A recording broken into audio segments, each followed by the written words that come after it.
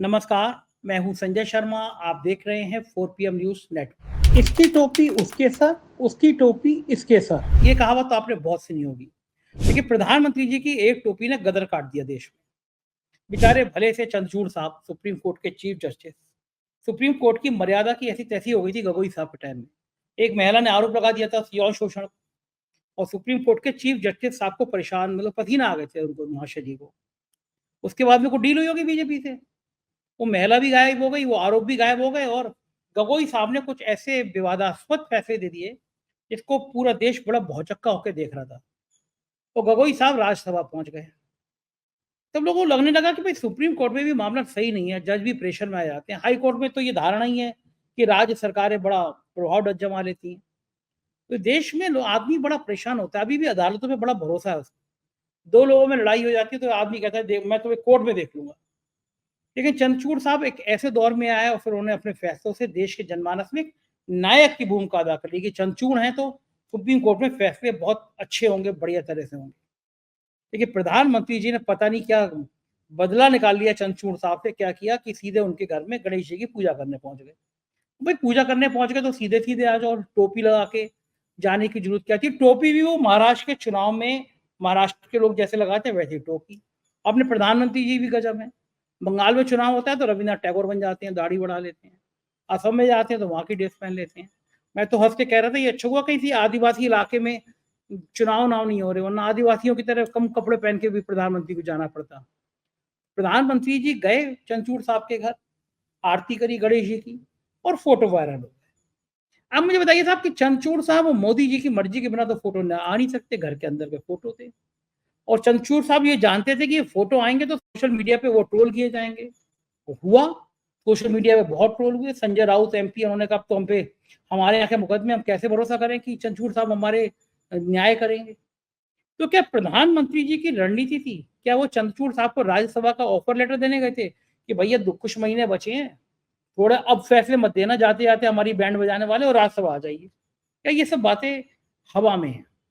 लेकिन social media पे जिस तरह से चंद्रचूड़ और मोदी की मुलाकात पे बहुत बवाल हुआ, मैंने सोचा अभय दुबे जी से इस मुद्दे पे बात की जाए। जाने माने पत्रकार है, आप जानते हैं अभय दुबे जी को, बहुत शानदार बोलते हैं, शानदार लिखते हैं। तो अभय दुबे जी से मैंने इस तमाम बातों पे बातचीत की है, बहुत शानदार बातचीत है। चलते हैं अभय दुबे जी के पास, पूछते हैं कि महाराष्ट्र की टोपी का कितना असर है। हालांकि मैं मुंबई में हूँ, यहाँ के लोगों से आज मैं मजे में पूछी कि टोपी लगा के पूजा कर रहे हैं अब तो महाराज, आदरणीय प्रधानमंत्री जी। तो लोग हंसने लगे, बोले प्रधानमंत्री जी का भरोसा नहीं है कब कौन सा रंग रूप वेश धारण कर ले। चलते हैं अभय जी और सुनते हैं कि अभय जी ने इस मुद्दे पे क्या कहा। आइए, 4 PM न्यूज नेटवर्क में स्वागत है अभय दुबे जी आपका। एक बड़ी चर्चित गजल थी, हंगामा है क्यों बरपा थोड़ी सी तो पी है।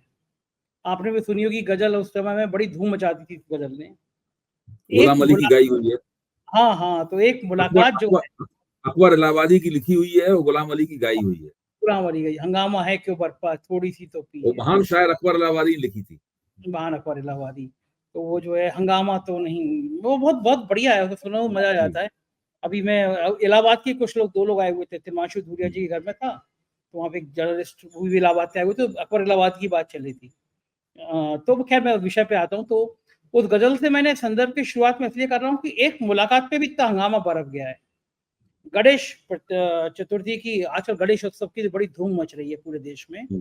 मुंबई में तो यहाँ तो इतना जबरदस्त हो रहा है, हर जगह पे आप जाइए तो सड़कों पे भगवान गणेश दिखाई दे रहे हैं। तो गणेश जी की पूजा थी, और भारत के चीफ जस्टिस जो हैं वो तो पूजा पाठ बहुत करते हैं, धार्मिक व्यक्ति हैं, 3 बजे उठ जाते हैं। लेकिन हमारे महान प्रधानमंत्री जी वो टोपी लगा के आए, तो महाराष्ट्र में टोपी लगाई जाती है, तो वो जानबूझ के क्या ऐसे विवाद पैदा कर देते हैं। बंगाल में जब चुनाव होने थे तो रविन्द्रनाथ टैगोर बन गए वो, अब महाराष्ट्र में चुनाव है तो वो टोपी लगा के आ गए। मेरा सवाल यह है कि क्या वाकई में कोई प्रधानमंत्री अगर किसी के घर जा रहा है तो उस पर इतना विवाद खड़ा होना चाहिए, पहला सवाल। दूसरा सवाल, प्रधानमंत्री जा रहे हैं, उनको पता है कि चंद्रचूड़ जी के घर जा रहे हैं तो उससे विवाद होगा, तो क्या उन्हें महाराष्ट्र के चुनाव से पहले वो टोपी लगा के आना चाहिए था जो महाराष्ट्र के चुनाव से जुड़ती है।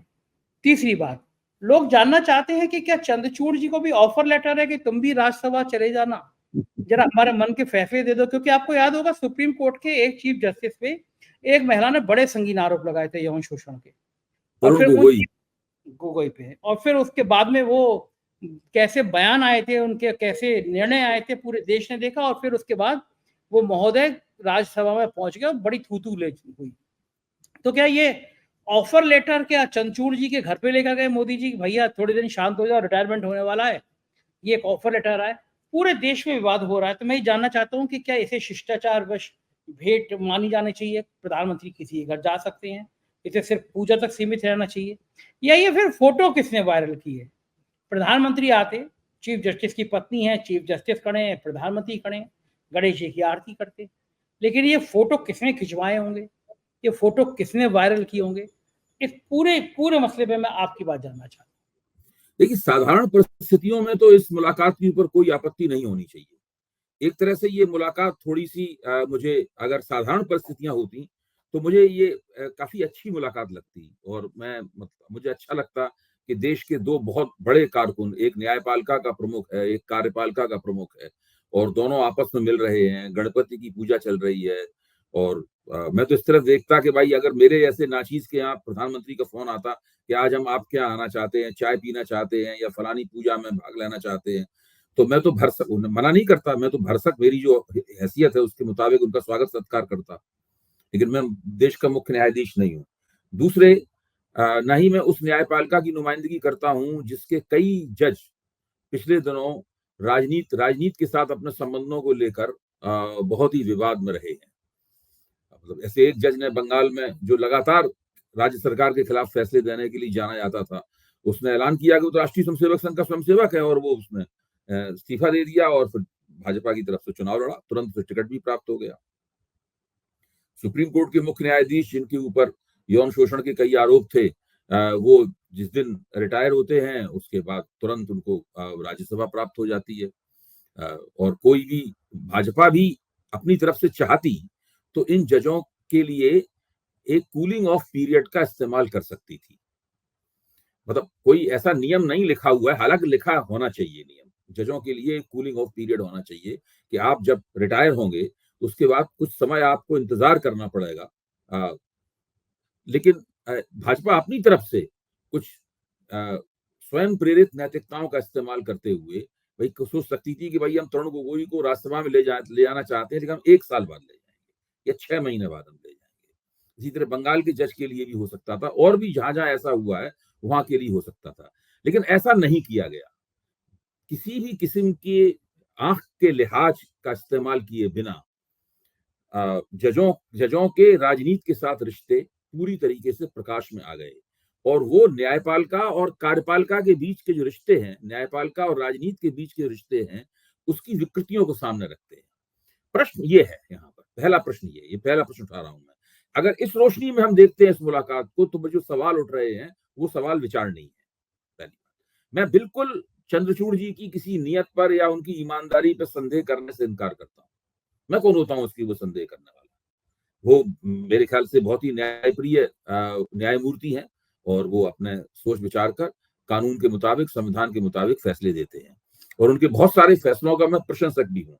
जिस तरीके से उन्होंने दिल्ली में जो लेफ्टिनेंट गवर्नर और चुनी हुई सरकार के बीच का जो विवाद था, उसके ऊपर संविधान, उनके नेतृत्व में संविधान बेंच ने जो फैसला दिया था, वह ऐतिहासिक फैसला था। उसको नरेंद्र मोदी के नेतृत्व में संसदीय शक्ति का इस्तेमाल करके पलट दिया गया उस फैसले को, यह अलग बात है, लेकिन वो ऐतिहासिक फैसला था। इसी तरह और भी कई फैसले हैं जिनका मैं बहुत बड़ा प्रशंसक हूँ। कुछ ऐसे फैसले भी हैं जिनका मैं प्रशंसक नहीं हूँ, लेकिन उन्होंने दिए हैं फैसले, अपने सोच समझ के ही दिए होंगे, मैं उसकी कोई टीका टिप्पणी नहीं करता। मेरा कहना यह है कि पहला मुद्दा यह है कि राजनीति और जजों के बीच का जो रिश्ता है, वो रिश्ता विकृत रूप में हम लोगों के सामने आया है, जो इस मुलाकात जिसका साया इस मुलाकात के ऊपर पड़ रहा है। दूसरी बात, ये तो पहली बात रही। दूसरी बात यह है कि जजों के निजी जीवन का संचालन कैसे होना चाहिए और सार्वजनिक जीवन का संचालन कैसे होना चाहिए, इसके लिए कुछ लिखित नियम है कि जजों को एक एलूफनेस, यानी एक अलगाव बरतना चाहिए उन लोगों के साथ में जिनके मुकदमों को वो सुनते हैं। अब नरेंद्र मोदी केंद्र सरकार के मुखिया हैं, और केंद्र सरकार, किसी भी प्रधानमंत्री की केंद्र सरकार हो, वो देश में सबसे ज्यादा मुकदमे सर्वोच्च अदालतों में, हाई कोर्ट में और दूसरी अदालतों में दायर करती है। केंद्र सरकार से बड़ा लिटिगेंट कोई नहीं है। सर्वाधिक संख्या में मुकदमे केंद्र सरकार की तरफ से आते हैं और चंद्रचूड़ जी को या अन्य जजों को उनके पक्ष में या विपक्ष में फैसले देने पड़ते हैं। ऐसी स्थिति में केंद्र सरकार के किसी भी मुखिया या केंद्र सरकार के किसी बड़े कारकुन के साथ में उनका हेल मेल निजी धरातल पर, सार्वजनिक धरातल पर नहीं कह रहा हूं मैं, निजी धरातल पर सवाल पैदा करता है। ये दो बड़े प्रश्न मैं उठाकर इसके सामने रखता हूं। नरेंद्र मोदी को भी ये बातें जो मुझे पता है, क्या नरेंद्र मोदी को नहीं पता है? उनको भी ये सब बातें पता है। जहां तक महाराष्ट्रियन टोपी लगाने का सवाल है, तो वो उनका, नरेंद्र मोदी का व्यक्तित्व तो काफी नाटकीय है, हम लोग जानते ही हैं, मैं उसके ऊपर टिप्पणी नहीं करूंगा। पहले भी मुख्यमंत्री लोग, पहले ही प्रधानमंत्री किसी इलाके में जाते थे तो उस इलाके की ड्रेस पहन लेते थे, वो एक अलग बात है। लेकिन मैं ये कह रहा हूं कि ये दो प्रश्न जो मैंने उठाए हैं, इनकी रोशनी में इस मुलाकात को देखना चाहिए। और एक पार्टी जो कि केंद्र में पिछले 10 साल से सत्ता में है और आगे भी इस वक्त भी सत्ता में है, तीसरी बार लगातार सत्ता में आई है, उस पार्टी के प्रधानमंत्री को ऐसा कोई भी काम करने से पहले इन तमाम पहलुओं पर गौर करना चाहिए, सलाह लेनी चाहिए कि ऐसा करने से क्या सार्वजनिक जीवन की नैतिकता सुरक्षित रहेगी या सार्वजनिक जीवन में नैतिकता को नुकसान पहुंचेगा। उसे सोचना चाहिए कि क्या जो कार्यपालिका की जो पवित्रता है और उसकी निष्पक्षता है, उसके ऊपर कहीं इस तरह की मुलाकात से कोई काला साया तो नहीं मंडराने लगेगा। भाई, एक सार्वजनिक कार्यक्रम में प्रधानमंत्री ने 20 बार चंद्रचूड़ जी के साथ मंच साझा किया होगा, कभी उसके ऊपर इतनी चर्चा तो नहीं हुई और आगे भी करेंगे। अगर एक कार्यक्रम में दोनों को बुलाया जाता, दोनों जाएंगे, दोनों संबोधित करेंगे उस कार्यक्रम को। आपस में जब कभी प्रधानमंत्री और मुख्य न्यायाधीश को चर्चा करनी हो, उस पर भी कोई रोक नहीं है। वो लोग किसी भी प्रश्न के ऊपर चर्चा करने के लिए स्वतंत्र हैं, उसमें कोई सवाल ही पैदा नहीं होता। और वो उनकी मर्जी है कि उस चर्चा के विषय को लोगों को बताएं या ना बताएं, इसका भी उन्हें पूरा अधिकार है, इसमें कोई विवाद नहीं हो सकता। इस घटना के ऊपर, इस मुलाकात के ऊपर विवाद हो रहा है, तो उस विवाद के मैं ये मानता हूं कि जायज कारण है। अच्छा बताइए अभय जी, प्रधानमंत्री को टोपी अवॉइड करनी चाहिए थी, नहीं करनी चाहिए थी? सबको पता है कि बच्चे को पता है कि इस टोपी पे सवाल खड़े होंगे। मोदी जी का तो हर एंगल मोदी जी को पता होता है कि राजनीति इस पे होगी। कम से कम चंद्रचूड़ जी की मर्यादा का ध्यान कर लेते। सुप्रीम कोर्ट के चीफ जस्टिस से घर जा रहे हैं तो कम से कम पोशाक ऐसी कोई ना पहनते जिससे कुछ कटाक्ष हो, कुछ हो। क्या वो टोपी जानबूझ के पहनी गई थी कि वो महाराष्ट्र से ताल्लुक कहीं ना कहीं चंद्रचूड़ का टोपी दिखाना, महाराष्ट्र के चुनाव को प्रभावित करना? एक कभी कभी ना बॉडी लैंग्वेज के कपड़ों के परिधानों आप पहनते हैं, उसके बड़े संकेत होते हैं। क्या ये कोशिश की गई थी कि ये टोपी खास तौर से चर्चा का विषय बने? और महाराष्ट्र के प्रधानमंत्री 24 घंटे के राजनेता हैं और उनका कोई भी काम राजनीतिक हिसाब किताब से मुक्त नहीं होता। वो एक एक कदम उठाते हैं, कुछ भी करते हैं, एक एक बात बोलते हैं, एक उनका इशारा होता है, चेहरे की भंगिमा, हाथ उठाना गिराना, हर चीज का एक राजनीतिक मतलब होता है। और वो बड़े कुशल राजनेता हैं, वो हर चीज को राजनीति के हिसाब से सोच के करते भी। तो टोपी के बारे में जो आप कह रहे हैं, और भी बातें सोची जा सकती हैं कि टोपी, लेकिन जो आप बात कह रहे हैं वो सारी बातें सही है, मैं इससे सहमत हूँ। लेकिन मैं इससे भी ज्यादा महत्वपूर्ण आपकी मुझे वो बात लग रही है जब आप ये कह रहे हैं कि आखिरकार किसने ये वीडियो वायरल किया, फोटो वायरल किया, इस वीडियो को वायरल करने से पहले मुख्य न्यायाधीश की मर्जी थी या प्रधानमंत्री की मर्जी थी? वहां पर कैमरे किस किस्म के कैमरे थे? क्या वो प्रोफेशनल कैमरे थे या ये किसी ने अपने फोन से वीडियो बनाया है? तो वीडियो कुछ सेकंड का है केवल। जाहिर है कि ये कार्यक्रम सार्वजनिक प्रसारण के लिए नहीं था। अच्छा, अभी एक मेरे वरिष्ठ पत्रकार मित्र ने हम लोगों को याद दिलाया है कि चंद्रचूड़ जी भी कैमरा प्रिय व्यक्ति हैं, नरेंद्र मोदी भी कैमरा प्रिय व्यक्ति हैं। अभी पिछले दिनों चंद्रचूड़ जी कहीं गए थे और वो एक मंदिर में जब पूजा करने के लिए गए तो बाकायदा कैमरे वैमरे वहां सब लगे हुए थे और उसकी पूजा भी हुई थी और इस बात का वो प्रसारण भी ऐसा हो गया था। और नरेंद्र मोदी जो कुछ भी करते हैं बिना उनके तो 65 कैमरे लगते हैं उनके हर काम में। अगर वो गंगा में जा रहे हैं नाव पे तो भी 65 कैमरे से शूटिंग होती है, फिर वो हम लोग सब उन चित्रों को देखते हैं। तो ये एक बड़ा ये आपका सवाल ज्यादा महत्वपूर्ण है, टोपी से भी ज्यादा महत्वपूर्ण है कि आखिरकार ये कुछ सेकंड का वीडियो कैसे प्रकाश में, अगर वीडियो प्रकाश में नहीं आता तो विवाद भी नहीं होता, ये पता ही नहीं चलता। लोगों को पता ही नहीं चलता। पता चलता भी तो वो कोई अखबार में खबर होती कि प्रधानमंत्री उनके घर गए, उन्होंने साथ साथ गणपति की आराधना की, तो उसकी ऐसी कोई प्रतिक्रिया भी नहीं होती। प्रतिक्रिया भी नहीं। तो दूसरा, जो विजुअल प्रधानमंत्री, इमेज है, विजुअल इमेज की ताकत अलग होती है। बिल्कुल सही बात। दूसरा, तो प्रधानमंत्री जिस सेकंड की उसने कमाल कर दिया जी। लेकिन अभय जी, प्रधानमंत्री जिस घर में जाते हैं, उनकी सिक्योरिटी के पॉइंट है, उसे घर के कमरे में कौन-कौन रहेगा ये भी तय होता है। वो तो खैर चीफ जस्टिस का घर है, सबसे नहीं, सब सिक्योरिटी कुछ वाला तय होता है, कोई उसमें तय होता है। कोई उसमें भड़क और नहीं सकता है, कोई उसमें ये मत भी रहो। तय होता है कि फोटो कौन खींचेगा। मोदी जी का फोटो उनकी तय मर्जी होता की है। बिना वो खींच ले। नहीं, सब कुछ तय होता है। मेरा मानना ये है कि ये जो वीडियो वायरल हुआ है, ये अ, इस इस घटना के जो 2 मुख्य कलाकार थे, मुख्य एक्टर थे इस घटना में, राष्ट्रपति महोदय, प्रधानमंत्री महोदय और आदरणीय मुख्य न्यायाधीश। हाँ, इन दोनों की मर्जी के बिना ये नहीं वीडियो ये वायरल हो सकता था। कॉमन सेंस, अच्छा, सामान्य ज्ञान ये कहता है।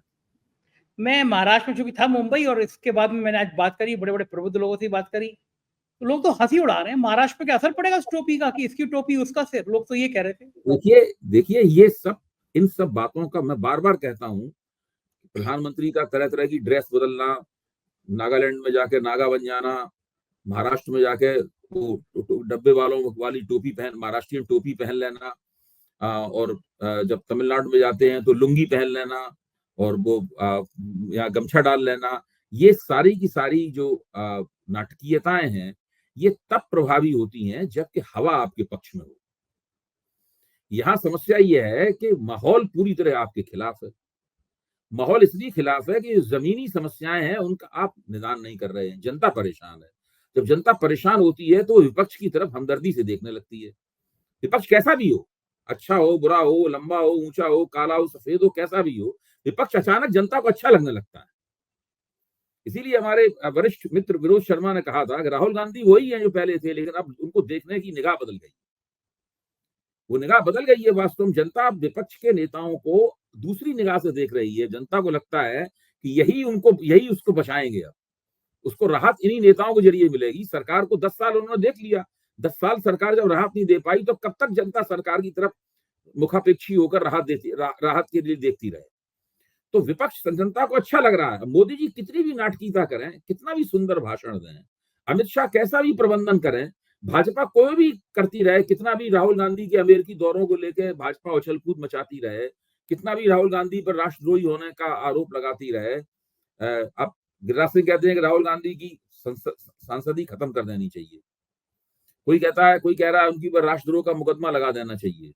मैं तो चाहता हूं कि सरकार इनकी बात मान के ये काम कर दे, राहुल गांधी की सांसदी खत्म कर दे, एक बार फिर उन्हें घर से निकाल दिया जाए और उनके ऊपर राष्ट्रद्रोह का मुकदमा लगा के उन्हें गिरफ्तार भी कर लिया जाए। मैं तो ये चाहता हूं। फिर आप देखिए उसका क्या नतीजा होता है। तो मैं फिर फिर मैं पानी कहां मरता है। तो मैं ये सब करने से कोई फायदा नहीं होगा। फायदा तब होगा, फायदा हो सकता है भाजपा को, मैं मानता हूं। भाजपा अगले 6 महीने से लेके 1 साल के अंदर अंदर देश में बेरोजगारी में पर्याप्त कमी करे, महंगाई को पर्याप्त रूप से नियंत्रित करे, लोगों की जेबों में पैसा जाए और अर्थव्यवस्था की हालत बदले, न कि केवल फर्जी आंकड़े देके ये दावा किया जाए कि हम दुनिया की इतनी बड़ी अर्थव्यवस्था हो गई है, उतनी बड़ी अर्थव्यवस्था हो गई है। इन दावेदारियों से कुछ नहीं होता। मैं फिर चंद्रचूड़ जी का एक और सवाल आपसे पूछूंगा कि क्या जी। वो राज्यसभा का ऑफर लेकर गए होंगे कि राज्यसभा आ जाना, नंबर 1 बात। नंबर 2 बात, सोशल मीडिया पे जिस तरह की बाढ़ आ गई है, वो बहुत नाराज हो रहे हैं। संजय राउत तो एक कदम आगे बढ़ गए, सांसद जी। संजय राउत ने कहा हम कैसे भरोसा करें, महाराष्ट्र के इतने मुकदमे चल रहे हैं। तो अब ये जो चीफ जस्टिस के प्रति ये भाव पैदा हो गया है, क्या चीफ जस्टिस को कोई सफाई देनी चाहिए कि भैया मैं कोई राज्यसभा वास्तव नहीं जा रहा, मैं इस पद के बाद कोई पद लेने वाला नहीं आ रहा। क्योंकि चंद्रचूड़ एक न्याय व्यवस्था के एक ऐसे नायक के रूप में उभरे थे, बहुत दिनों बाद, जब तरुण गोगोई, जब क्षमा कीजिएगा, जब गोगोई साहब एक बार इस तरह की छवि खराब करके गए थे, उसके बाद चंद्रचूड़ एक नायक की तरह आए थे। उनके लिए लोग कहने लगे थे यार बहुत दिनों बाद सुप्रीम कोर्ट की साख बनी है। तो क्या ये जो आज सोशल मीडिया पे बाढ़ आ रही है, चंद्रचूड़ साहब इस पे कुछ सफाई देनी चाहिए उनको, लोगों को भरोसा जीतने के लिए, नहीं देना चाहिए, यदि छोड़ देना चाहिए? देखिए, सोशल मीडिया पे जो चीजें कही जाती हैं और बोली जाती हैं वो दरअसल सब अनधिकृत होती हैं। हम सब लोग जो बात बोल रहे हैं वो कोई भी अधिकृत की श्रेणी में नहीं आती। वो हमेशा ही अनधिकृत की श्रेणी में रहती है, पहली बात। दूसरी बात ये है कि मुझे लगता है कि हम लोगों को ये कयास लगाने से परहेज करना चाहिए कि उनको राज्यसभा का प्रस्ताव दिया गया या फलाना प्रस्ताव दिया गया। देखिए, इस तरह के प्रस्ताव इस तरह से नहीं दिए जाते। अभी चंद्रचूड़ जी भारत के मुख्य न्यायाधीश हैं और वो बड़ी सफलता से और क्षमतापूर्वक और कुशलतापूर्वक और प्रशंसापूर्वक अपना काम कर रहे हैं। और बात आपकी सही है कि उन्होंने सुप्रीम कोर्ट की प्रतिष्ठा में बढ़ोतरी ही की है। सुप्रीम कोर्ट की प्रतिष्ठा उनके कार्यकाल में घटी नहीं है बल्कि बढ़ी है, और जो पहले घटी थी उसपे उन्होंने इजाफा ही किया है, इसलिए उनकी प्रशंसा भी की जानी चाहिए।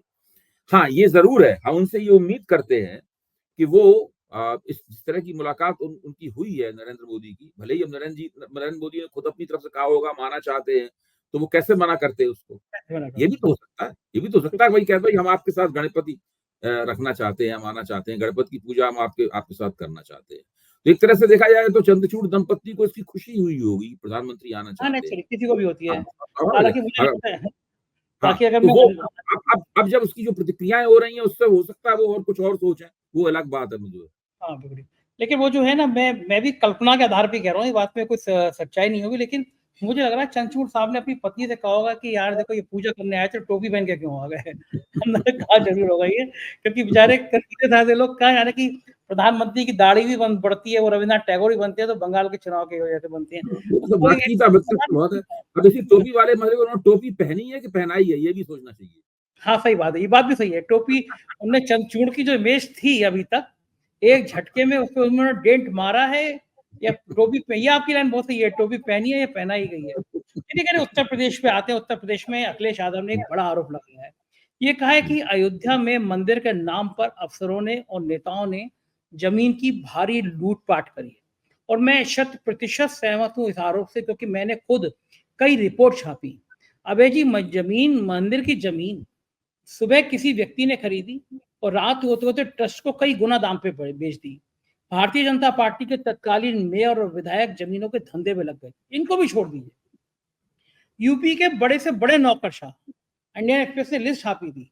कोई आईजी है, कोई एडीजी है, कोई आईएएस है। इन्होंने वहाँ करोड़ों-करोड़ों की ज़मीन खरीदी। किसी ने माँ के नाम खरीदी, किसी ने सास के नाम खरीदी, किसी ने बाप के नाम खरीदी। और फिर जब हम लोगों ने छापी थी लगातार 3 दिन तक संजय सिंह ने आरोप लगाए थे, बड़ा हंगामा मचा था, तो एक कमेटी बना दी गई। मज़े की बात ये है कि कमिश्नर लेवल के आईजी और एडीजी के लेवल के ज़मीन खरीद घोटाले की जाँच एक एसडीएम स्तर का आदमी कर रहा है। लोगों ने आरटीआई-वारटीआई माँगी, किसी को कुछ पता नहीं कि उस कमेटी की रिपोर्ट कहाँ आई, कहाँ चली गई। अखिलेश यादव ने आज बहुत तीखा-तीखा आरोप लगाया और कहा कि बीजेपी ने अब मंदिर को भी नहीं छोड़ा, अफसरों, नेताओं ने मिलके ज़मीन की लूट करी। बीजेपी अयोध्या को लेके बहुत नाजुक मोड़ पर है। वहाँ पे पासी साहब अवधेश पासी जब से जीते हैं, तब से बीजेपी एकदम गम में चली गई है, बिल्कुल उदास हो गई है। और उसपे ये कहना कि अयोध्या को भी नहीं छोड़ा इन लोगों ने, इसका 10 विधानसभा में उपचुनाव होने हैं। राष्ट्रीय परिप्रेक्ष्य में एक बार क्या फिर अयोध्या की ज़मीन का मुद्दा भाजपा को परेशान करेगा? देखिए, जिस तरीके से राम मंदिर, एक तो राम मंदिर बना है? राम मंदिर बनना उसके ऊपर मैं कोई टिप्पणी नहीं कर रहा हूँ। राम मंदिर जिस तरीके से बना है, जिस तरीके से अतिक्रमण हटाए गए, लोगों को बेघरवा किया गया और फिर वहाँ पर जो उससे जुड़ा हुआ व्यापार है, खास तौर से ज़मीनों का खरीदना बेचना, ये सब एक बहुत बड़ा स्कैंडल है। इसकी विशुद्ध रूप से बहुत ईमानदाराना जाँच होनी चाहिए। ये जाँच तभी हो सकती है जबकि बाकायदा इसकी जाँच के लिए एक न्यायिक आयोग बने। ये एसडीएम स्तर का आदमी नहीं कर सकता इसकी जाँच। इसकी जाँच के लिए एक न्यायिक आयोग बनना चाहिए कि क्या-क्या घोटाले राम मंदिर बनने के साथ में जुड़े हुए हैं। जिस दिन वो न्यायिक आयोग बन जाएगा, वो न्यायिक आयोग तभी बनेगा जबकि नई सरकार आएगी। नई सरकार जाँच करेगी, तब पता चलेगा कि किसने इसके अंदर चाँदी काटी और किसने वो गुंजाइश पैदा की कि लोग उसमें चाँदी काट सकें। वो लोग कौन हैं जिनकी जेबें भरी गई? तब ये सब बातें निकल के आएँगी। उसमें गुजरातियों की भूमिका क्या है? भारतीय जनता पार्टी की के लोगों की भूमिका क्या है? ये चंपत राय एंड कंपनी है, इसकी भूमिका क्या है? ये सब तब निकल के आएगा। और ये सब निकलना ज़रूरी है, क्योंकि ये अब नहीं निकलेगा, तो फिर इससे देश का भला नहीं होगा और सार्वजनिक जीवन की पवित्रता इससे पुनर्स्थापित नहीं होगी। वहाँ तो अमिताभ बच्चन तक ज़मीन बेचने आ गए थे। मंदिर का उद्घाटन हुआ नहीं, तो 2 दिन बाद अमिताभ बच्चन आ गए थे, यहाँ प्लॉट खरीदो, यहाँ फ्लैट ले लो, और जी, ज़मीन जी, ही डूब क्षेत्र की बताई जाती है। जी, इसके अलावा अखिलेश यादव और मायावती में भी कुछ नोक-झोंक शुरू हो गई। मायावती ने कहा कि गठबंधन इसलिए तोड़ा, अखिलेश यादव के तक मेरा फ़ोन तक नहीं उठाते थे। अखिलेश यादव ने कहा हम तो आजमगढ़ में मंच पे थे, तब पता चला कि मायावती जी ने गठबंधन तोड़ दिया। कुछ बातें इसलिए जी। कही जाती हैं कि इशारे कहीं और होते हैं। क्या लग रहा है गठबंधन किसने तोड़ा होगा, अखिलेश ने या मायावती ने? भाई जैसे ही चुनाव खत्म हुआ, उसके बाद उसकी अब वो गठबंधन तोड़ने की मुझे जहाँ तक याद पड़ता है, मायावती की तरफ से पहल हुई थी। अखिलेश तो अपनी तरफ से गठबंधन क्यों तोड़ते? उनके लिए तो ये लाभप्रद होता है गठबंधन। आपको देखिए कि इस जो चुनाव जो गठबंधन हुआ था, उसका फायदा तो मुख्य तौर पर मायावती को प्राप्त हुआ। मायावती ने 10 सीटें जीती, अखिलेश की 5 सीटें ही शायद थी उस वक़्त। 5 तो थे। मायावती को ज़्यादा लाभ हुआ था और मायावती ने बड़ी तत्परता से उस गठबंधन को तोड़ दिया। तो अब ये तो बातें कहने की हैं। देखिए मायावती की बातें विश्वसनीय नहीं रहीं। मायावती ने की जो राजनीतिक हस्ती है, उसने बहुत ही ज़्यादा विश्वसनीयता खोई है पिछले दिनों। और वो विश्वसनीयता केवल हम लोगों की निगाहों में ही कम नहीं हुई है, बल्कि उनके अपने जनाधार में उनकी विश्वसनीयता का बहुत क्षय हुआ है। भारतीय जनता पार्टी की भाषा बोलती हैं।